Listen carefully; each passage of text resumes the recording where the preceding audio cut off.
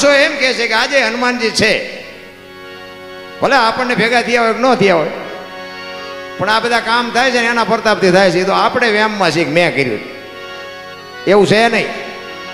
અને એની મરજી ન હોય ને તો થાય નહીં. હું હનુમાનજી દાદાનો ઉપાસક છું. તમને જે લાગતું રામાભીને ને હનુમાનજીને બેન બહુ માનું, કારણ કે અત્યારે સવારે માળી નાળિયેર માનો ને બપોરે કામ કરે એવા બે છે.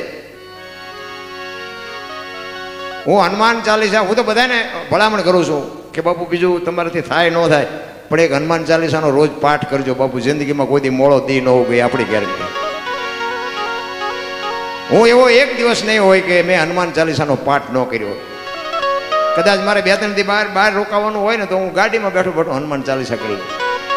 હનુમાન તો જ્યાં જાવ અહીંયા હોય, પણ આપણે હાંકડીમાં આવ્યા પછી હનુમાન ચાલીસા ચાલુ કરો તો હનુમાનજીને બધી ખબર હોય કે તું જિંદગીમાં બોલ્યો નથી, એટલે એમ ન આવે. એની માટે તમારે અને મારે બાપુ રિયાઝ કરવો પડે. માણસનો અવતાર મળ્યો છે તમને અને મને. એક હનુમાનજી મહારાજની બાપુ ભક્તિ કરી અને એક જીવનમાં એક શબ્દ વિચારી લેજો કે આપણે ક્યાંથી આવ્યા છીએ, ક્યાં છે ને ક્યાં જવાનું છે. આની સમજણ ન હોય તો બાપુ સમજી લેજો કે આપણે ગયા. મીરાબાઈએ કીધું આત્માને ઓળખ્યા વિના લક્ષ 84 નહીં મટે, તમારી ભ્રમણા ભાંગ્યા વિના ભવના ફેરા નહીં મટે. ભવમાં મને ખબર નથી પડતી.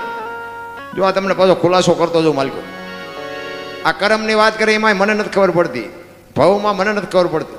કે છે બધા આપણે કહીશ, કાલની ખબર નથી ને ભવની શું ખોળવી હોય. આ ભવ મળ્યો એ સુધારી લો ને, આ ભવમાં શું કંઈ ખોટું છે. વર્તમાનમાં જીવતા શીખી જાઓ. ભૂતકાળને ભૂલી જાઓ, ભવિષ્યકાળને ભૂલી જાઓ, વર્તમાનમાં જીવો. જે ગયો છે ને સમય એ આવવાનો નથી, હવે કેવો આવે એ ખબર નથી. આપણે મોભા ગામમાં હનુમાન દાદાના સાનિધ્યમાં ભજનમાં બેઠા છીએ. બસ કાલની વાત કાલ જવા દો ને, બીજા હું આપણે પડીકા વાળવા હોય. કાંઈ કરવાની જરૂર નથી, હલકા ફૂલ થઈ જાઓ. કોઈની માથે વજન સહેજ નહીં, લઈને ફરે. મેં કર્યું, મેં આ ખેતર લીધું, મેં ટ્રેક્ટર લીધું, મેં મકાન બનાવ્યા, તો જાવ તાર લેતા જજો ને બીજા વાપરશે. અરે કાંઈ છે નહીં. રામ માણસ જન્મે ને 2-2 કિલો જ હોય અને 60-80 100 વર્ષ જીવે મરી જાય ને શમશાનમાં લઈને હળગાવી નાખો ને પછી રખ્યા ભેળી કરીને જોખો એટલે 2-2 કિલો થાય. કાંઈ છે નહીં. રામ હળવા ફૂલ થઈ જાવ ને. હે કીડીથી હાથી સુધી મારો નાથ બધાયના પેટ ભરે છે, આપણા નહીં ભરે. હું એવું નથી કહેતો કે આ તમે બધું વેચી નાખો ને વૈયા જાઓ, ના એવું નથી કહેતો. પણ એક ઘડી હાથી મેં પુનિયા 24 કલાકમાં કંઈક કરવાની જરૂર છે. રામ મને તો એમ થાય જીવે એવું જ હવે આવ્યું. આપણે આ વડીલો છે એને ખબર છે ને આપણા બાપા કેવી રીતનું જીવા છે બધાને ખબર છે. નથી લાગતું કે અત્યારે જીવે એવું છે. અત્યારે છોકરા કાજુ બદામની ઓગટ કરે, બોલો આપણને પાર્લે નથી જડ્યું તો જીવે એવું ન કહેવાય. અત્યારે પણ જ્યાં જાવ ને બધા તમે જુઓ તો રોતા રોતા જ વાતું કરે. અમારી પાસે કઈ છે જ નહીં, અમારી પાસે કઈ છે જ નહીં, મરો કઈ ન હોય તો. અરે ભલા માણસ જીવે એવું આવ્યું છે. સતયુગમાં હરિશ્ચંદ્ર રાજા, અયોધ્યાના મહારાજા બાપુ. સતયુગ હતો, અયોધ્યાના મહારાણીની હરરાજી કરવી પડી બાપુ. બૈરું વેસવું પડ્યું. આપણે હજી બૈરા વેસવાનો વારો આવ્યો તોય બધા રોવે છે અમારી પાસે કઈ નથી, ઉપડો કઈ ન હોય. અરે મારા રામ, મને તો એમ થાય કે આપણે કાલ મરી જઈશું, કાંઈક કરી લ્યો, બાકી બાપુ જવાનું છે વાત તો પાકી છે. રામ ને કૃષ્ણ જેવાના દુનિયા છોડવી પડી હોય. તમારી મારી કઈ ઓકાત હતી કે તમે નોવા કરી શકી એમ. આ અમારે આ ગમે એટલું વહેલું પહોંચવું હતું, પણ હનુમાન દાદા અમને રોકી રાખતા હોય તમે ક્યાં તમે ભલે ગમે એટલા ફોન કરો. એટલે ગાડીને પંચર પાડીને મોડા કર્યા. ઈ કરે છે. તમારા મારા શ્વાસા હાલે છે કોણ હાકે છે? ગંગા સતીનો હિસાબ છે. 21,600 શ્વાસાનો પરફેક્ટ હિસાબ માર્યો છે. ગણવા ગણી જોજો બધા. 1 મિનિટના 15, 1 કલાકના 900, 12 કલાકના 10,800, 24 કલાકના 21,600 થાય. જેને ગણવાને ગણી જોવો સોય. આ પરફેક્ટ હિસાબ. સ્વર છે એ જ ઈશ્વર છે, બાકી બીજો કોઈ મળ્યો નથી, ક્યાંય બીજે ગોતતાય નહીં. વિશ્વવ્યાપક નિરંજન નિરાકાર છે એવું મહાપુરુષો કહે છે. મને ભેગો નથી થયો પણ મહાપુરુષો એવું કહે છે. સત્યની બાપુ, સત્યની રાહે રહ્યો ને જિંદગીમાં બાપુ કઈ દી કાંઈ. અને સુખ દુઃખ છે ને એ આપણે ઊભું કરી છે. એક ઓલી પરબ હોય, પરબ ઘણા સુખી સગવડવાળા માણસ હોય ને આમ ફ્રીજ બ્રીજ મુકાવે, માણસો અહીંથી નીકળે ત્યાં પાણી બાણી પીતા જાય માણસો. પછી અહીંયા ઓલા લોટા ને ગ્લાસ ને પીડ્યા હોય ને એને હાંકળે બાંધ્યા હોય. એને હાંકળે હું કામ બાંધવા પડે? એને ભેંસું લઈ જાય છે.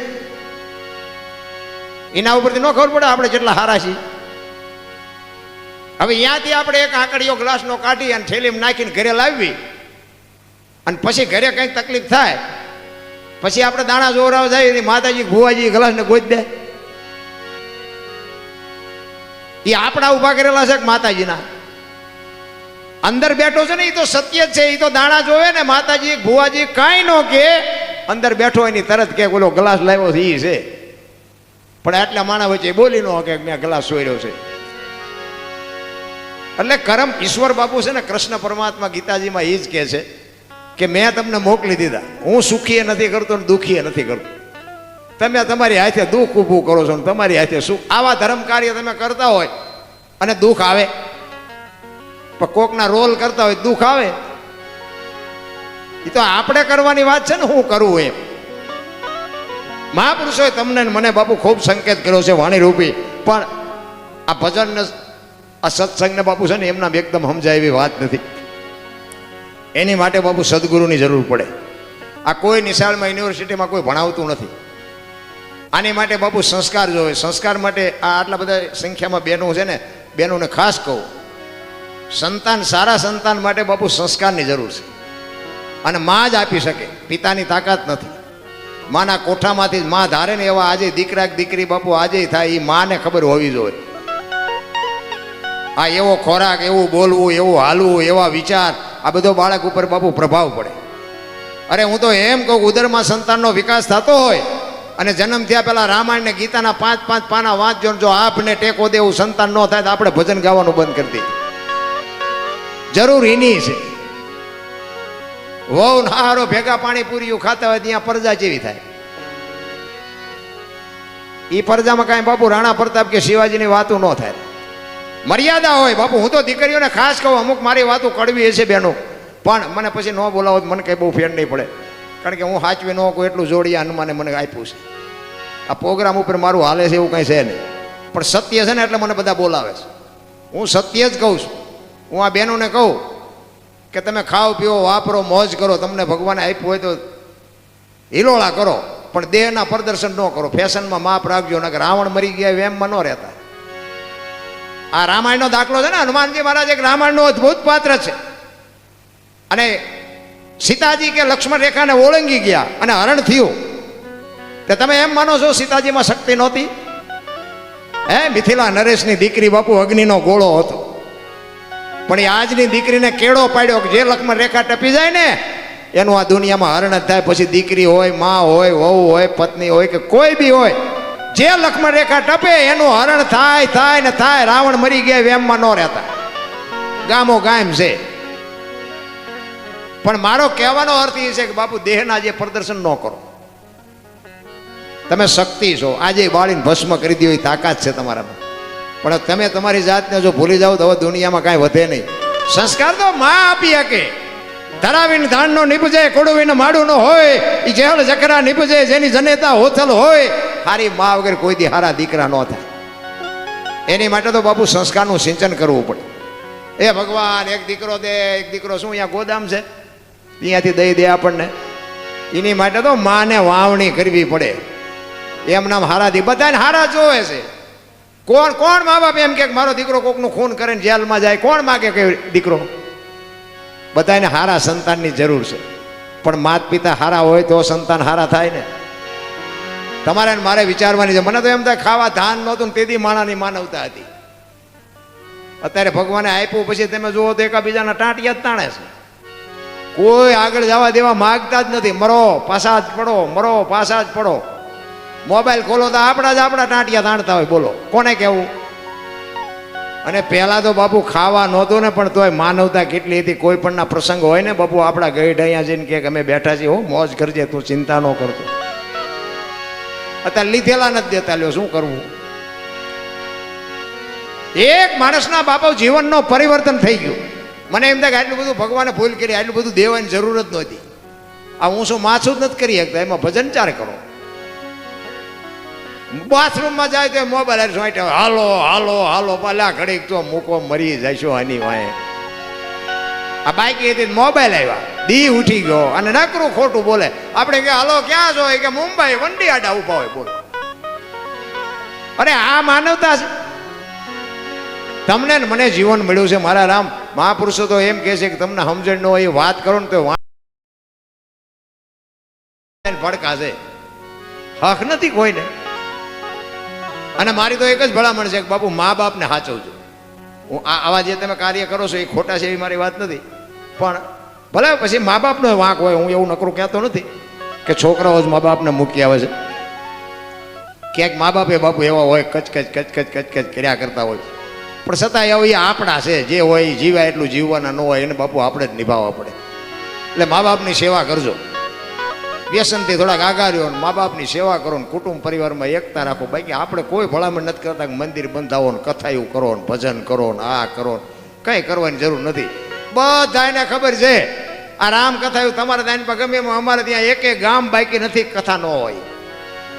માંડવા નાખીને કથાયું કથાયું કથાયું નકરી ચાલુ જ છે. પણ મને એમ થાય ખરું આ ઉતરતું કેમ નથી, આ બગાડ કેમ નથી ઉભો રહેતો? આટલી બધી કથાઓ, આટલા બધા ભજન, આટલા બધા રૂપિયા આપે છે, દાન આપે છે, આ ઉગતું કેમ નથી? ખોટું છે એવી મારી વાત નથી, પણ રામકથા વંચાતી હોય અને રામકથા જેવા પ્રસંગો છે એવા આપણા ઘરે પ્રસંગો છે. રામને અને દશરથ મહારાજને જે નાતો હતો બાપ દીકરાનો એવો નાતો આપણા ઘરે છે. માં સીતાજી અને કૌશલ્યામાં અને હાઉ વહુનો નાતો હતો એવો આપણે નાતો ઘરે છે. અને આ નાતો જો આપણા ઘરે ન હોય તો આ કથામાં ફાયદો કોને? વક્તાને, મંડપ વાળાને, સાઉન્ડ વાળાને, કલાકારને, સાજિંદાને, તમારા ખિસ્સા ખાલી થાય. કથા આપણા ઘર સુધી બાપુ પહોંચવી જોઈએ તો જ મેળ પડે એવું છે. એટલે કર્મની ગતિ હજી બાપુ કોઈ હું નથી સમજો, તમે સમજ્યા હોય તો ભલે.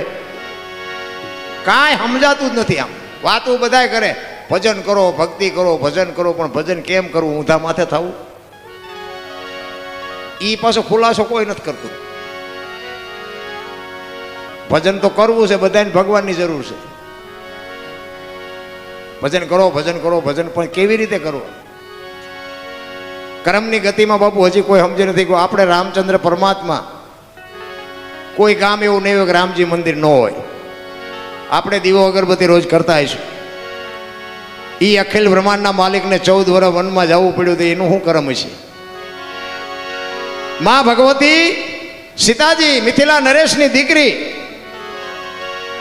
બાપના ઘરે એક દી દુઃખનો નહોતો ઉગ્યો ને અયોધ્યાના મહારાણી બન્યા ને પછી આખી જિંદગીમાં હારો દી ન ઉગ્યો. દીકરીનો ગુનો શું એનું કર્મ? આપણે બધા પગે લાગીએ છીએ, દીવા કરીએ છીએ, અગરબત્તી કરીએ છીએ. અખિલ બ્રહ્માંડના માલિક કૃષ્ણ પરમાત્મા જેને આખા વિશ્વનું સર્જન કર્યું હોય એને ખબર ન હોય કે આ બેસ તો ભીલ મન બાણ મારશે. કૃષ્ણને ખબર ન હોય ભીલના બાણથી વિંધાવવું પડ્યું, એનું શું કર્મ હશે? દ્રૌપદીના ચીર લૂંટાતા ત્યાં કોણ નહોતું? કાળના જડબા ઝાલીને ઉભા રાખે એવા પાંડવો હતા. એ દીકરીનો ગુનો શું હતો આખી દુનિયાને ખબર છે. એનું શું કર્મ હશે? બધા વાતો કરે કરમ આમ કરમ આમ, આ ભક્તિ કરે એવડે દુઃખી છે, દુનિયાના રોલ કરે એ સુખી છે. તો હું સમજવું? આપણે રોલ કરવા માંડી જવું એવું નથી કહેતો, પણ કે આપણને દેખાય કે ન દેખાય? 1 કરોડ રૂપિયાની ગાડી લઈને નીકળે, આપણા ગામનો હોય ન ખબર હોય બેટો આ કઈ ધંધો કરતો નથી, દુનિયાના નકરા રોલ જ કરે. તો શું આમાં સમજવું? શું બહુ અટપટી વાત છે બાપુ. માણસનું જીવન છે ને બહુ અટપટું છે, પણ આપણે આપણા પૂરતા જો હોશિયાર થાય ને તો બહુ છે. દુનિયાને આપણે કઈ અમે તો અમારું તો મારો રામ જાણે ચમ હાલ્યું છે ને મને એમ થાય કે આ અમને બધા સાંભળે છે એ મોટી વાત છે. હું તો ખટારાનો ડ્રાઈવર હતો. ખટારા ડ્રાઈવરને કોઈ પાણી પાય ઓગણી મેં કોમ કહેવાય ને. તમે હેઠે બેઠા છો, અમને ઉપર ચડાવ્યા છે બાપુ. આ છે હનુમાનજી બાપાની કૃપા કેવડી તમે જો. અને બીજી વાત કે મારો દેહ મેં વટલાયો નથી, ગભડાયો નથી. કોઈ એમ કે દરબારે દારૂ પીધો, પરમાટી ખાધી, આખા જીવનમાં તો 5 લાખની શરત મારીને આવજો મારી પાસે. મારું કોળ કેવું, મારું ખાનદાન કેવું, મારા મા બાપ કોણ, જો આની ખુમારી ન હોય તો મરી જવાય ભલામણ. માણસને બાપુ જીવન મળ્યું છે. હું તો એમ કહું કાજુ બદામ ખાવ ને, ચોખ્ખું ઘી બજારમાં નથી ખપતું, દારૂના પીપળા બજાવેલા બાવળિયામાં ખપી જાય. બોલો આમ તમે જોવો તો આ બધું આમ ઊંધું નથી કરી નાખ્યું. આપણે પેલા ભેંસ ઊભી ઊભી ખાતી હતી, આપણે બેઠા બેઠા ખાતા હતા. અત્યારે ભેંસું બેઠ બેઠી ખાય છે, માણસ ડીસું લઈને રખડો છે, એક ભાત નાખશે ને એક ભજીયું નાખશે, ભિખારી જેવી જિંદગી નથી કરી નાખી. તોય પાછા કહે છે કે દેશનો વિકાસ વિકાસ. શું તમને વિકાસ દેખાય? મને તારું કઈ સમજણ નથી પડતી. મેરા ભારત મહાન, ખટારા ઠાઠે લખે ભારત મહાન થાય. દિવાલો ઉપર લખે મેળ નથી પડે. એવું તમારે મારે સુધારવાની જરૂર છે બાપુ. દેશ તો